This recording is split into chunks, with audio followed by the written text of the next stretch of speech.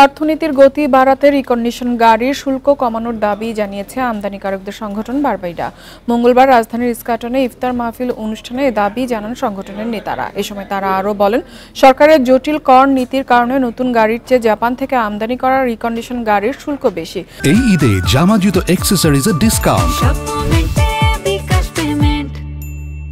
এতে প্রয়োজন হলেও অনেকে রিকন্ডিশন গাড়ি কিনতে পারছেন না। বারবিডার নেতারা দাবি করেন, বাংলাদেশে তৈরি নতুন গাড়ির তুলনায় জাপানি রিকন্ডিশন গাড়ি টেকসই, কিন্তু সরকারকে ভুল বুঝিয়ে এক শ্রেণীর আমদানিকারক কম শুল্কে নতুন গাড়ির যন্ত্রাংশ আমদানি করে দেশে নিম্নমানের গাড়ি সংযোজন করছে।